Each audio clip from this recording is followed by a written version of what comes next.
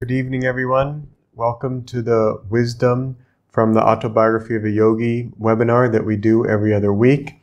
We're very happy to be here with you. This is Brahmachari Vineet, and I'm Brahmachari Jemal.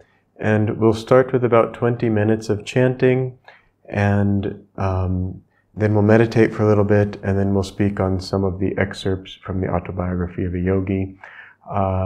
So why don't we actually just first start with a chant.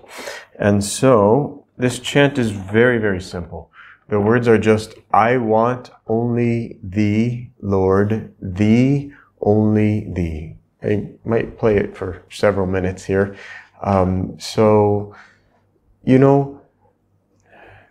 Yeah, the words could get boring if you're just thinking, oh, he's saying the same words over and over again.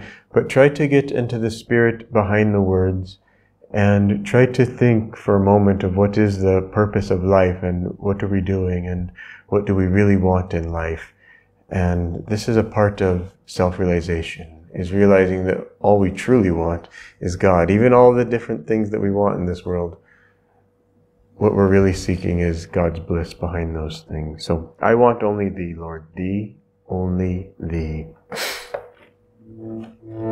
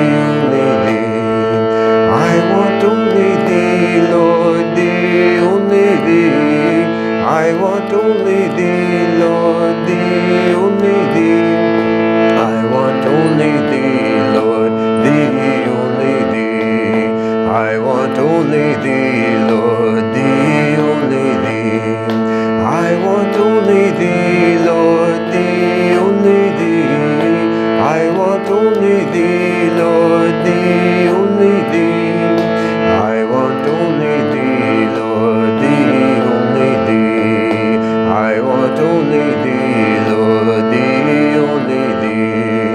I want only thee, Lord, thee, only thee. I want only thee, Lord, thee, only thee.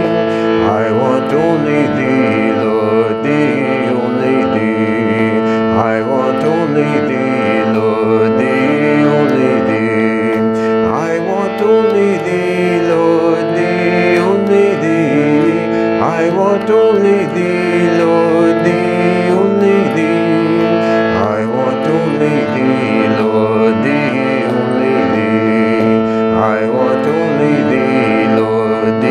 only thee. I want only thee, Lord, thee, only thee. I want only thee, Lord, thee, only thee.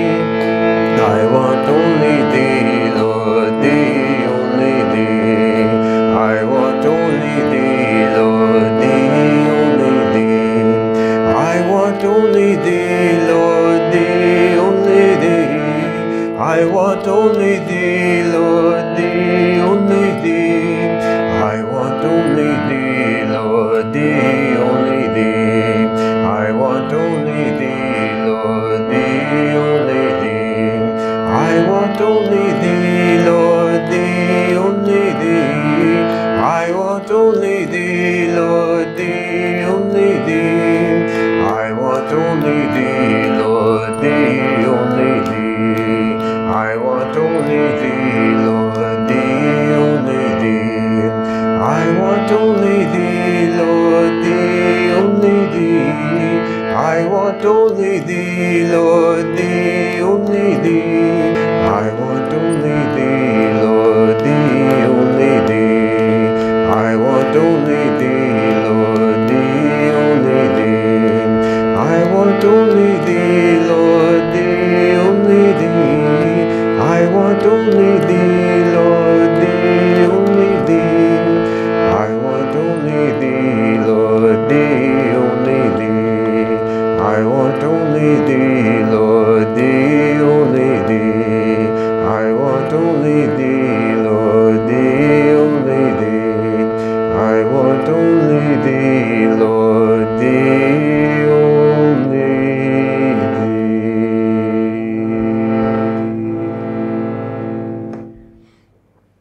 Let's pray together. Divine Mother, Heavenly Father, Friend, beloved God, come to us today in our understanding, in our prayers, in our meditation, in our activity. Let us feel that you are the only presence in all of creation. Om Shanti Shanti Shanti. So friends, we'll take this next chant into a brief meditation. But before this chant, I just wanted to share one line from the poem Samadhi, which is deeper, longer, guru-given meditation. Now, although this is not meditation, what we'll be doing right now, but it is chanting, but why not apply that same principle? Chant deeper, and we'll also chant a little longer than what we usually do. Deeper and longer, and see that when you're chanting, it's not just the voice, but also you're engaging your heart into the chanting.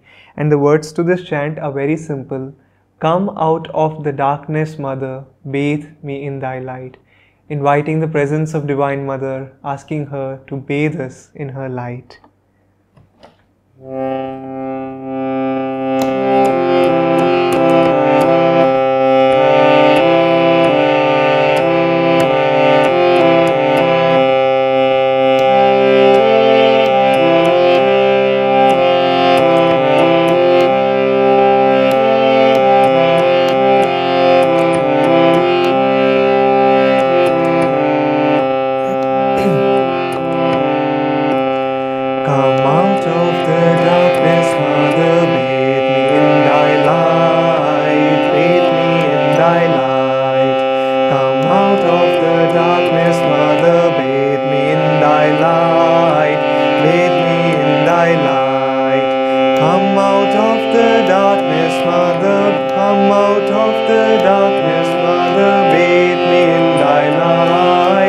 Come out of the darkness, Mother, bathe me in bathe me in thy light, bathe me in thy light. Come out of the darkness, Mother, bathe me in thy light, bathe me in thy light.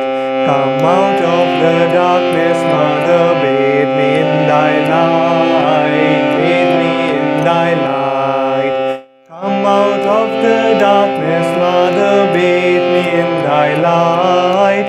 Come out of the darkness, Mother, bathe me in thy light, bathe me in thy light, bathe me in thy light. Come out of the darkness, Mother, bathe me in thy light, bathe me in thy light.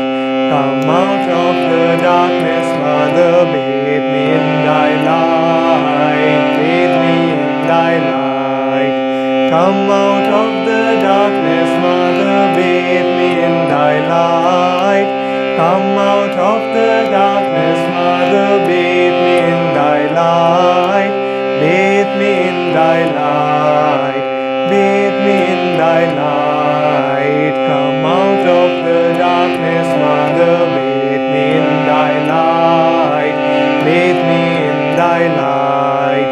Come out of the darkness, Mother, bathe me in thy light, bathe me in thy light. Come out of the darkness, Mother, bathe me in thy light. Come out of the darkness, Mother, bathe me in thy light, bathe me in thy light, bathe me in thy light. Come out of the darkness, Mother, bathe me in thy light, thy light. Come out of the darkness, Mother, bathe me in thy light, bathe me in thy light. Come out of the darkness, Mother, bathe me in thy light. Come out of the darkness, Mother, bathe me in thy light, bathe me in thy light, bathe me in thy light. Come out of the darkness, Mother, bathe me in thy light, bathe me in thy light. Come out of the darkness, Mother, bathe me in thy light, bathe me in thy light. Come out of the darkness, Mother, bathe me in thy light. Come out of the darkness, Mother, bathe me in thy light, bathe me in thy light, bathe me in thy light. Come out of the darkness, Mother, bathe me in thy light, bathe me in thy light. Come out of the darkness, Mother, bathe me in thy light, bathe me in thy light. Come out of the darkness, Mother, bathe me in thy light. Come out of the darkness, Mother, bathe me in thy light, bathe me in thy light, bathe me in thy light. Come out of the darkness, Mother, bathe me in thy light, bathe me in thy light. Come out of the darkness, Mother, bathe me in thy light, bathe me in thy light. Come out of the darkness, Mother, bathe me in thy light. Come out of the darkness, Mother, bathe me in thy light, in thy light. Bathe me in thy light, bathe me in thy light, bathe me in thy light. Come out of the darkness, Mother, bathe me in thy light, bathe me in thy light. Come out of the darkness, Mother, bathe me in thy light, bathe me in thy light. Come out of the darkness, Mother, bathe me in thy light. Come out of the darkness, Mother, bathe me in thy light, bathe me in thy light, bathe me in thy light.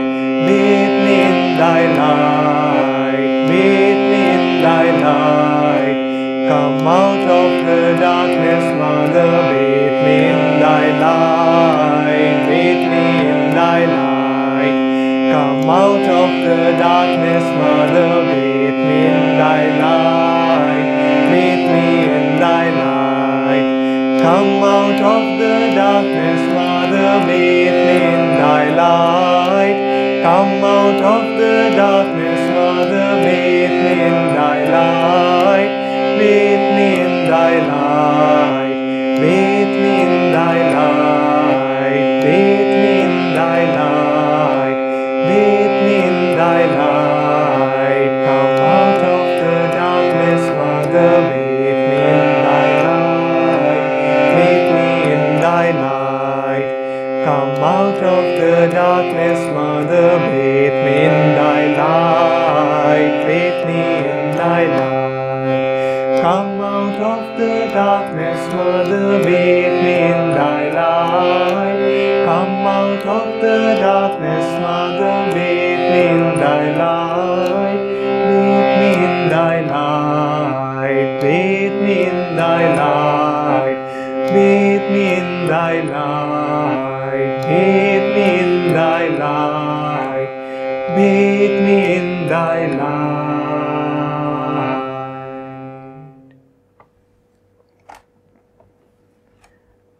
Now let's prepare ourselves for a very brief meditation, maybe 5 to 6 minutes. But again, keeping the principle of deeper, longer, thirsty, Guru-given meditation. So let's go deep even though it's short and brief. Let's sit up straight. Let's inhale and tense the whole body with a double breath. Exhale and relax. Let's do it one more time. Exhale and relax. Now letting go all the worries, all the tensions of the day, any thoughts. Practice any technique for 2 to 3 minutes if you know the technique of Hong Sau. Practice that just to center yourself and the gaze at the point between the eyebrows. If you don't know the Hong Sau technique, just observe the breath. Let's meditate now.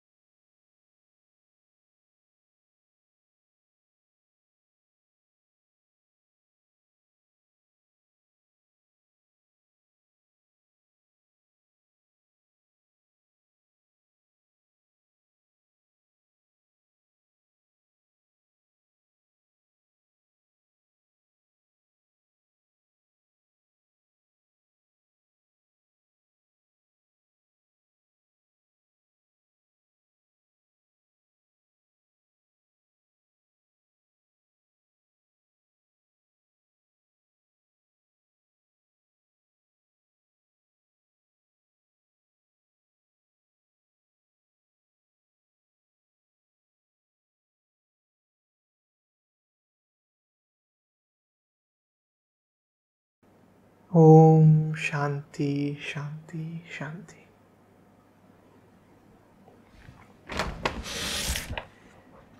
Hello friends, welcome again to today's webinar on the wisdom from the autobiography of a yogi. So like Jemal was mentioning, we'll share some quotes from the autobiography of a yogi and have some sharing, and we are very happy to be with you sharing in this way in this webinar. So the quote I have chosen to begin with is, by the way, these quotes are also from an app which we have. If you have the Play Store, you can download this app. It is the Daily Wisdom app from the autobiography of a yogi. And so when we mention some dates, it is basically those dates from the app where the quote is given. So this quote is from April 5th, and it is from the chapter Years in My Master's Hermitage. And Sri Yukteswarji says, "But man does not easily return to simplicity. It is seldom God for him, but rather learned pomposities. His ego is pleased that he can grasp such erudition." I'll repeat the last sentence again.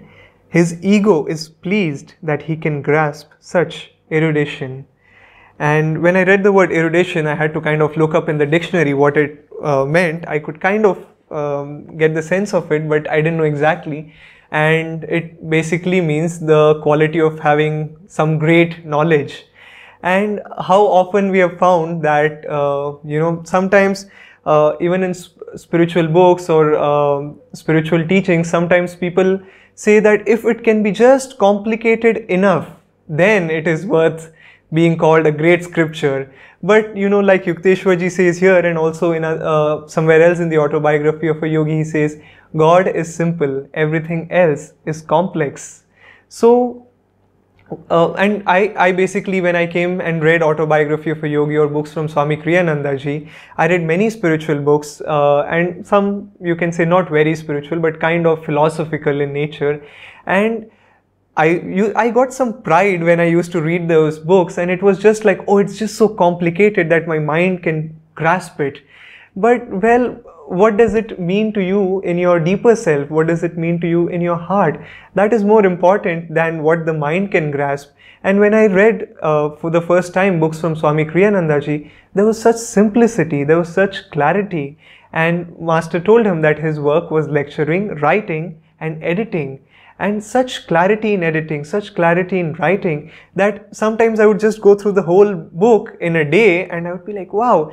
At no point did I have to reread a sentence. Not that I understood the deeper sense, but even the flow of the book was just so free-flowing that I could just feel, wow, that's so simple, and I could understand it. And yet it wasn't that just because it was simple, it was not high teachings. It was very high teachings which he taught. I was just mentioning that when I started reading books from Swami Kriyananda ji, it was just so free-flowing, just such clarity, which I had never found before. One reason could be, well, it was my spiritual path and he was my spiritual teacher, so I was able to understand it better, but still, there was such simplicity in it.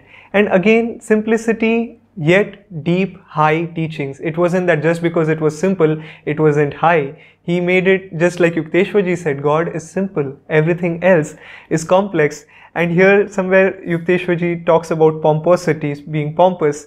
And when I was studying for my exams of being a chartered accountant, and we had to study lots of taxes like income tax or law or company law and something. And one thing which would happen sometimes is my professors or even my friends, they would just take so much pride in repeating the sections and the clauses and the subsections and the subclauses. No matter what the content was, that wasn't important. For example, if the content was that this such and such a thing is not allowed, well, the focus should be that such and such a thing is not allowed as per the act. But they would rather focus or even emphasize when they were speaking or writing or quoting something, as per section this of this and this of the act, and as per section this of the act. Well, it's more important to know what the content is than just quoting things or quoting scriptures for that matter. And of what good is anything which is just helpful for the intellect? And eventually it is not just the mind which will help us to find God, it is how deep our devotion is, how deep our love is for God, which will help us be one with God and find God. So, and I also found this sometimes, that the world kind of enjoys the complicatedness of things. There was an interesting experiment which was done. I don't remember exactly the facts of the case, but I do remember the essence, that once there was a thesis, and this thesis was presented in a very simple language, just the same thesis presented in a simple language to a group of people, and then that same thesis presented in a very complicated language, in a very complex, having complex words, having complex word formations. I don't know exactly how. And then this was presented, and then people were asked which one did they like the most. And mind you, it is the same thesis. There was nothing different in terms of the research, the conclusion, the facts of the case. But interestingly, most of the people said they liked the complicated one. And of course, they didn't know whether this was an experiment going on. Now, it's just amazing that how the mind likes complicated things. But if we could just be, sometimes like Swamiji would say, childlike in our approach towards God, just simple, just deep devotion, that can take us a very long way, rather than knowing everything, having been able to quote the scriptures, having been able to quote even the great masters. If we can, just yesterday I was just reading, I don't remember the exact line, but I was reading something which Swami Kriyananda ji said, that it is better to know a little and to go deep into it, even in spiritual teaching. Just even if let's say a phrase from a master, and to meditate on it, to go deep on it, rather than to know that, oh, this master said such and such, and this master said such and such. So rather than trying to increase our vocabulary, we can try and focus on whatever little we know, and just go deeper and deeper and deeper into it.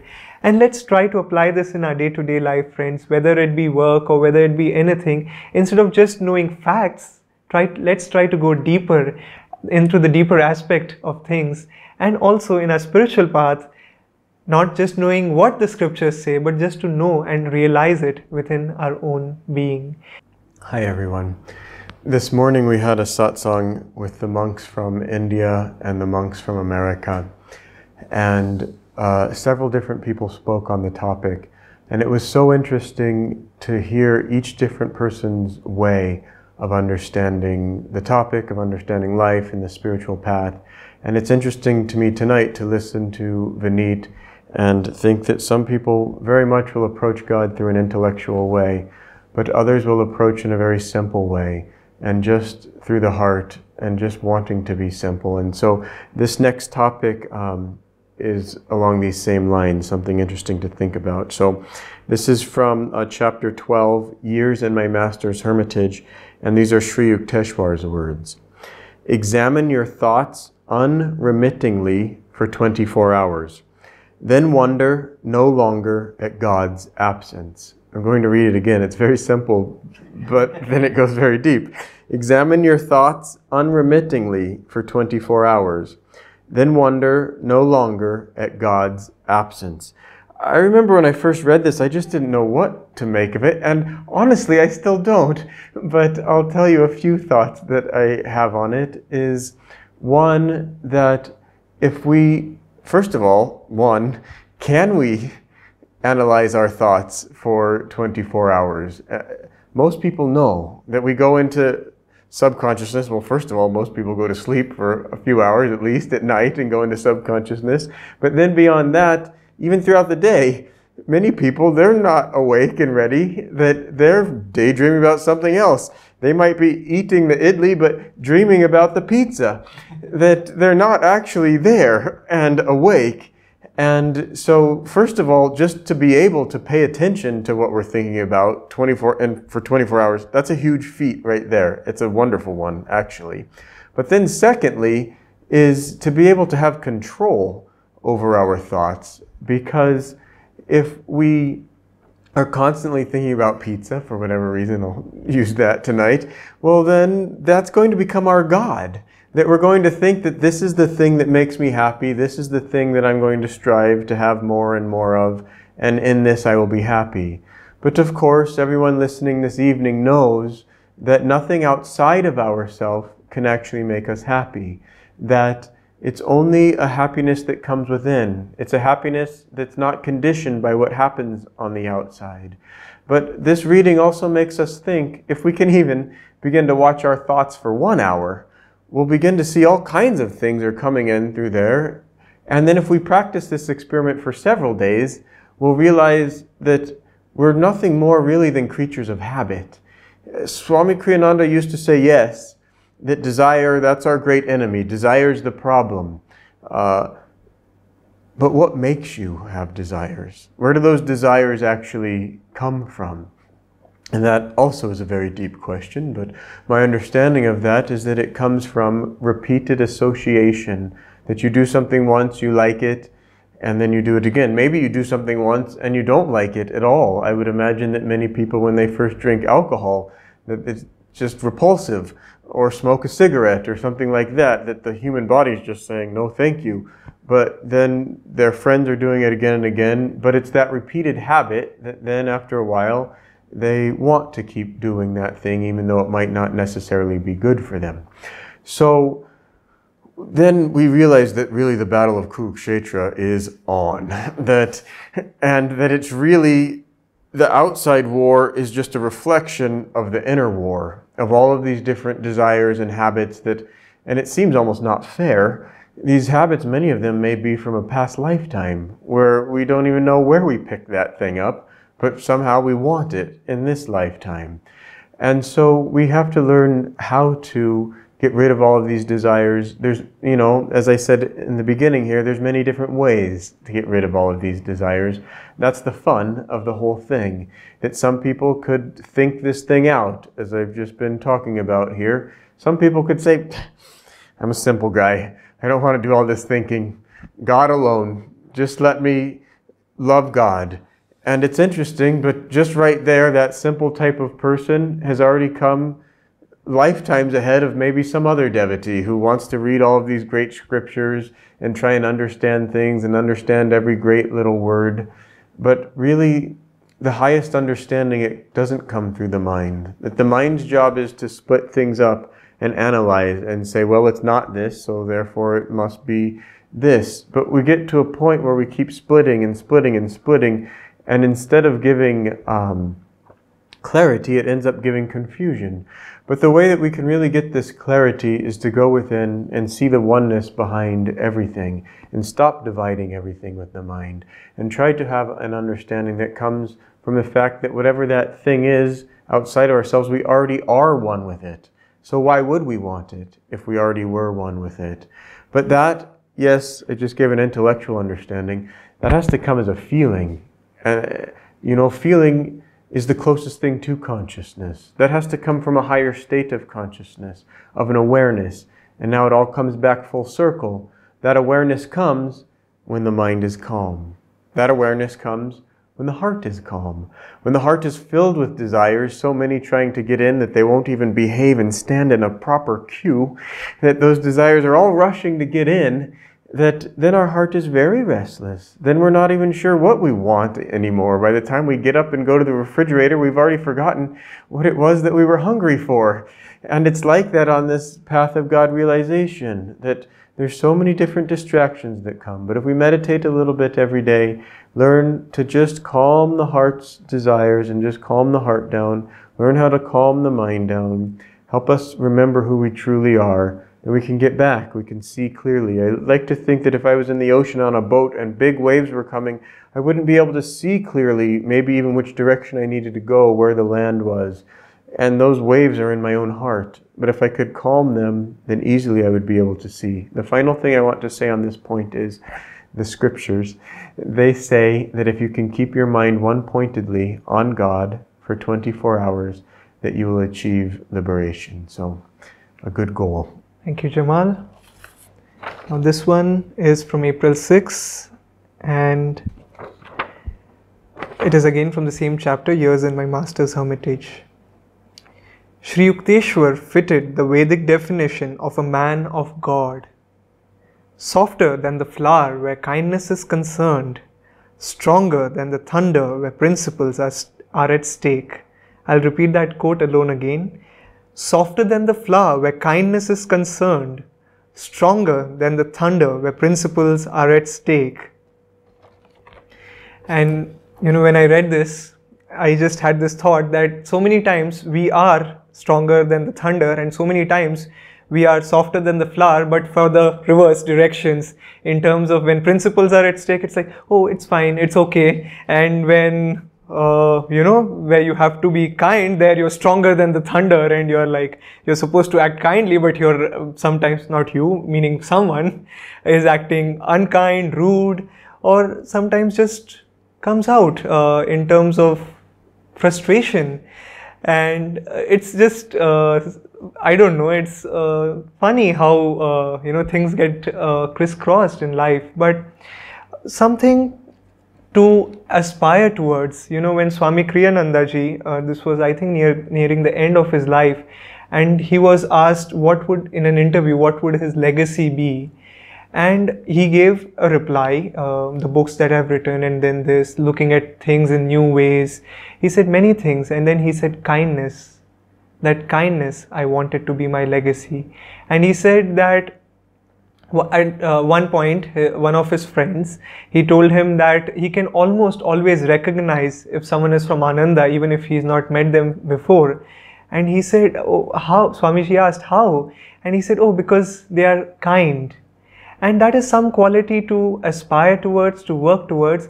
And it is not just when things are all fine, things are, all balanced, outwardly life is wonderful, but to be kind even when life gets difficult. And that's usually when our hearts are, sometimes one's heart feels pinched, and you feel like, how can I be kind at that point? And meditation helps there. Being in satsang helps there. Being in an environment which is uplifting helps there. Interestingly, I had an experience when I was, you can say, supposed to be in 2 rooms, and I was switching between 2 rooms at every, let's say, 10 minutes, 15 minutes or half an hour. And one room was with people who were extremely negative, just attacking me, telling me this is not the way, this is not how you do. And then the other room was just filled with people who had meditated, who were uplifting. I had never been in a situation like this ever in my life, and this was actually a scenario when I realized, yes, environment is stronger than willpower. So in any case, when I would enter into this room of uplifted people, I would just feel uplifted, I would feel happy, I would laugh. And then the moment I entered into this room where people were attacking me and things, I would find that there was an impulse to be unkind or harsh and reply back or retort. And initially I did retort or be unkind or be even rude. But when I did enough of this back and forth, later I found that even when I was dealing with this negative situation where the people were being negative towards me, I didn't have to react. I could be kind. I could say that, look, it's not going to help if you behave that way. And even when they continued, it made them realize that, oh, wait a second, maybe somewhere he is right. So, initially these qualities may not come by ourselves. It can come but by associating with people who are kind. If we want to be more loving, by associating ourselves with people who are more loving. If we want to meditate longer, associate ourselves with people who have meditated longer than us. So that is how we can develop these qualities of kindness. And coming to strength, sometimes, and I've found this in myself, that sometimes when there is a group opinion, and I know that, and thankfully not now, but when I used to work in the corporate, there would be a group opinion which was absolutely wrong, dharmically. For example, I was once dealing in a case which was in some ways relating to a fraud, and the group was like, oh, how can we, save the situation? But well, why do you have to save the situation? Why not face the fact that there has been something inappropriate which has happened and be truthful about it? And at those times I could actually feel, and we can be stronger than the thunder when principles are at stake, but sometimes it becomes difficult when we are in a situation where people expect us to act differently from what is supposed to be right. And that is when we need to remember Swamiji's song, Go On Alone. That no matter what people have their opinions about, here I am to go on alone because the principles are the principles are such and such. And we will find that victory will be ours if we can stick to the principles, like the motto of Ananda is Yata Dharmas Tata Jaya, where there is adherence to truth, there is victory. So similarly, sticking to the principles, and this is just a side story, it doesn't necessarily relate to being principles at stake, but just being about strong. And I had this notion always that, saints are supposed to be calm, quiet, and say loving things, and do loving things, and walk softly, and everything. And I just didn't have this concept of stronger in my mind, although intellectually I maybe had it, but I had never experienced it. And this is not about principles, but once I was in a situation where one of the long-term acharyas, I was with him, and he was working on something, and I was telling, do you want help? And he said, yes, yes, yes. He just turned towards me, he gave me a hammer and a screwdriver, and basically we were shifting, and so there was a huge cupboard, a piece of furniture, and which was supposed to be basically destroyed, so that it was very big, it couldn't go out of the door, so it had to be broken, ripped into pieces and taken out. And I said, oh, and I had never worked onto something physical before, or not something so physical.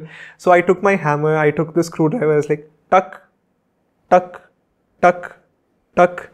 And it didn't break. And the acharya was looking at me and he said, whatever aggression you have, just pour it into this. And I said, well, okay. And I did it a little harder, thup, thup, thup. And then at some point he said, okay, let me do something. And like I did a little bit of work, and then he didn't take, I was about to give him the screwdriver and the hammer. He just didn't take any of those, and he just came towards the place where I was working on. And I can't show it to you because my leg is not seen, but I can show it to you with my hand. Basically, if this is a piece of furniture, he just banged it. And I was like, oh my God. For 1 minute, I was just like, I was just like, I went back, I withdrew. But stronger. Saints also have power. When we meditate, it's just not like, oh, I'll be calm. But when things come in life, when situations come in life, you will know how to be strong. You will know just how to face this situation in life, no matter how much chaotic the environment is, no matter how things are around. Just like Master would say, to stand unshaken amidst the crash of breaking worlds. This is from April 3, and this is, these recurrent cycles of astral and physical encasement are the ineluctable destiny of all unenlightened beings. Scriptural definitions of heaven and hell sometimes stir man's deeper than subconscious memories of his long series of experiences in the blithesome astral and disappointing terrestrial worlds. So this is talking about the fact that every once in a while, when we read the scriptures and we read about heaven and hell, that it can stir some memory in us of the astral world, that all of us have lived many births, and that we are on this physical plane for a while, then we go to some astral heaven or hell, and then we come back to this physical world. But let's say that we've been in some heaven, and of course this is all relative, that there's many different levels to the astral world, but I guess we could define a heaven as anything better than this physical world that we know now, where the joys there are higher than that. Perhaps, as Vineet was talking about, kindness, perhaps where people are more kind to each other. That somewhere within us, in our subconscious memory, that we have some understanding, some memory of this. And we want heaven. Of course, we want to live heaven and a life like we're in heaven all the time. So it makes us wonder, how can I get back there? Well, if it was that easy that we could just go jump off a cliff and that no longer in this physical body and then be in the astral world, but of course that wouldn't work, that we get worse karma for denying the physical gift of having a physical body, that it is a gift for us to be able to work out our karma, for us to be able to realize that none of the physical desires that we have in this world are ever going to make us happy. But somehow we have to do that not through intellectual understanding, but through experience, and by working these all out. But eventually we can get to a point where we graduate and where we don't need to have a physical body anymore, because we're quite happy just in the astral world. We've realized that that's a higher state of being. But another important point here is even that isn't the highest state that we can achieve. That beyond that is the causal world, and of course beyond that is oneness with God, where we're beyond all three worlds. And so even this going back and forth can become monotonous, anguishing, thinking and wondering, how many lives have I lived? And will the astral world, will that even really do it? No, because this is an interesting point, that often I'll talk about the fact that we're all immortal, that you are immortal, that you're not this little physical body, that you're the soul that animates this physical body. But think, here's the interesting point. Even your astral body, it's not eternal. That too, that it goes through cycles of births and deaths, in the fact that when you come down here, you forget, down here means physical world, that you forget that astral body's there. It's still there, but you're kind of dead to it in a way. But then even higher, that higher beings, they go back and forth between the causal world and the astral world. But ultimately, once we graduate, that we're beyond all three bodies, meaning that the astral body is also, it's finite, that it has a certain time span. Anyway, that's just today we're supposed to be talking about grasping these deep intellectual points and how it's not going to get us to samadhi. And so even that one, that's not going to get us to samadhi either. That we have to feel these things. We have to feel that we have an astral body. We have to learn how to go deep enough in meditation where we can quiet this physical body down and learn to feel ourselves in our astral body and realize that it is real and the astral world is real. And beyond that, we have to learn how to go beyond that and go into the causal world, even while sitting in meditation in a physical body. Meditation's a very deep thing. In the beginning, maybe we just want a little bit of peace and to get away from the disappointing physical world. But then we begin to realize that as children of God, that we have a vast amount of power hidden within us, a power to go within and change ourselves and to learn about life, and a power that we can use to help other human beings. Another point I wanted to make this evening on this topic is that sometimes you see people and they're here in this physical world and they're just so darn happy to be here, and others aren't. And that can go for many different reasons, but one point on that can be that if someone has been in an astral hell where they're constantly being tortured, and we don't have to go into how that could be, but then they're of course going to be quite happy to be back here in the physical world, encased in a meat suit, in a suit of flesh here, where they can't feel other people's energy, they can't feel other people's thoughts or negativity and hatred, and they can just run around and do whatever they want and make as much havoc and chaos here in this physical world, and of course they're going to be having great fun. But to somebody else who's much more highly evolved soul and has lived many lives and has had maybe 1,000 year their last incarnation in the astral world, where it was more just pure bliss or purer bliss, then to come back down here, well, it's not quite such an easy thing. They'll have a feeling on the inside that something's a little off here, that this isn't my true home. And I'll end with that. This isn't your true home. And that do make an effort to try to find your true home. And where is heaven? It's not up or down or here or there. It's right inside of you. Learn how to go within and find your highest heaven within. Thanks. This quote is from the chapter The Sleepless Saint, and it is by Swami Sri Yukteswarji. Many hillmen live in the Himalayas, yet possess no God perception. Wisdom is better sought from a man of realization than from an inert mountain. I'll repeat just the last sentence. I've been repeating the last sentence in all the quotes, but it's fine. I'll do it again.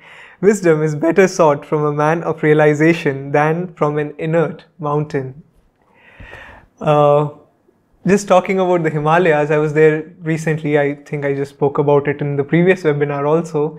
But I was there, and it's just so beautiful to see the Himalayas, and I was sitting there one morning having breakfast, looking at the Himalayas. And sometimes there can be a tendency for one to just romanticize spirituality. And I was just looking at the Himalayas and I was like, oh wow, here the great saints lived, here the great masters are still there, but hidden somewhere in the mountains. If only I could be here. And I was just, having this thought process going on, not exactly, but somewhere around the same lines. And I said this to a friend of mine. I said, it's just that I can't live here, otherwise it would have been so wonderful. And this friend of mine, he just basically made me recount, not exactly, but in essence, he made me recount all the miracles that had happened basically when I was not up high in the Himalayas, but here down in the city. That here Master had helped me in a difficult situation. Here I could feel that the Divine's hand was there, and it was just miraculous. And I thought, yeah, that's true. And moreover, I can't even live in the Himalayas because I feel very cold there. So it's better for me to come back. But that's not the point. The point is that we need to be there where God wants us to be. And in this incarnation, God wants us to have jobs. He wants us to serve people in whatever way we can. He wants us to share this bliss which we receive when we meditate with others to whatever extent we can, and to be kind to people and just do what God wants us to do. There is, one can imagine that, if I just have the perfect environment, then I will progress spiritually. Well, in just the previous quote, we were speaking about environment, and that yes, environment is stronger than willpower, but not just outward environment is going to fix everything for us. That yes, it's true that when an outward environment is helpful, it helps us grow spiritually, but it is not always that only the outward environment will help us. We can be in the best environment, and I have sometimes even thought that if only I had a longer time to meditate, I would meditate longer. And Divine Mother fulfills our wishes when we have them, and only to find that I had longer time, but I didn't meditate longer. I did something else. I maybe spent my time doing something which isn't very, let's say, watched a movie or ate too much or slept too much. And I was here fantasizing that if only I had enough time to meditate. Well, one could go on and on thinking if only this was that way or that was this way. But where we will find God is exactly right here and right now. So what we can do about this? That okay, fine, there is no Himalayas, there is God perception which we want. It is not the Himalayas which we want. It is not even like, a situation can never get us God realization. So what do? Tune in deeper and deeper into God. Jemal was speaking about thinking of your thoughts 24 hours. Why not every 5 minutes in an hour think of the presence of God in your life? Or every 1 minute just back off and say, I'm going to feel that God is the doer. Or every 30 seconds in an hour, bring your attention to the point between the eyebrows and tell that here is where Divine Mother rests. Here is where I feel the presence of God, and here is where there is bliss. And in that case, we don't have to go to the Himalayas. The bliss, the happiness which we all are seeking can be found right here and right now. With that, friends, we part with you, and we would meet with you again the week after the next week, same time. Joy to you, friends. Thank you.